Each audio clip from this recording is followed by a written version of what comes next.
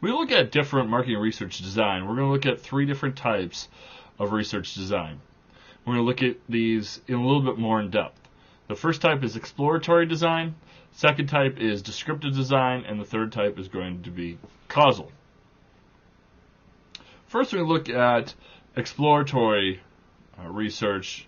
The emphasis is to gain ideas and or insights. And so a lot of times you'll hear exploratory research referred to as qualitative research. And so generally when we talk about research, we really divide research into 2 different areas of qualitative and quantitative. Descriptive research is going to be more quantitative in nature. Exploratory is going to be more qualitative. And really the way that you can really identify the 2 is by looking at the words themselves. When we look at the word qualitative, as when exploratory research, look at the prefix of quality. And so we are not necessarily looking for a lot of people to participate, but we're looking for a quality of response. Now, quantitative is when we're trying to get as many people to participate as possible, and that's when we do things like surveys. But on qualitative research, getting a lot of people isn't necessarily what we're looking for. We're looking for depth of response. And so we have to understand what exploratory research is and what it isn't. When we look at what it isn't, it's not meant to solve the overall problem. Since we're dealing with smaller numbers, it's kind of meant to provide insight on individual actions, not necessarily opinions or actions of the entire population.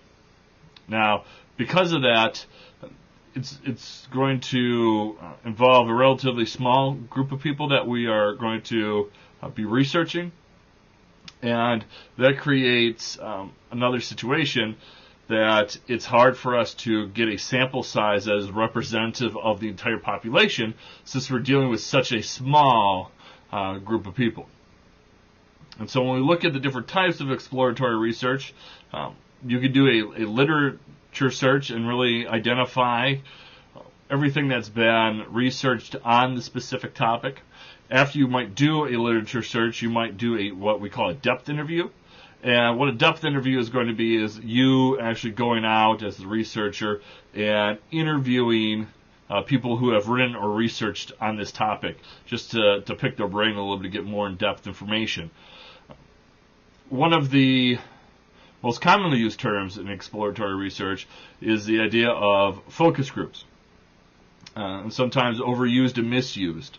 What a focus group is going to be is 8 to 12 people that are gathering with a moderator, and you are asking them open-ended questions. Since it's hard for you to get these people together, you want to make sure you're getting them talking as much as you possibly can. So the job of the moderator is not necessarily to be writing down what people are saying. We videotape that, and we audio tape it, and so we go back and write and tabulate that information later. The job of the moderator is to keep conversation going and to elicit the responses or conversation about specific topics that you're looking for. One of the focus groups that I worked on, we were investigating customer service at a chain of grocery stores. And so we brought in customers for the focus group, and my job as the moderator was to keep people talking. And so initially, you generally get 8 or 12 people together in a room, just like first day of class. People aren't comfortable with everybody, so you got to kind of get them to participate. And the interesting thing was, once we got people to really start talking about, hey, what one person say, I had a bad experience with a bagger. Then you pull up someone else, hey, Tom, have you ever had an issue with a bagger? Oh, yeah, I had a bagger who put watermelon over my eggs. Anyone else have a similar situation? And so then people will start to jump on.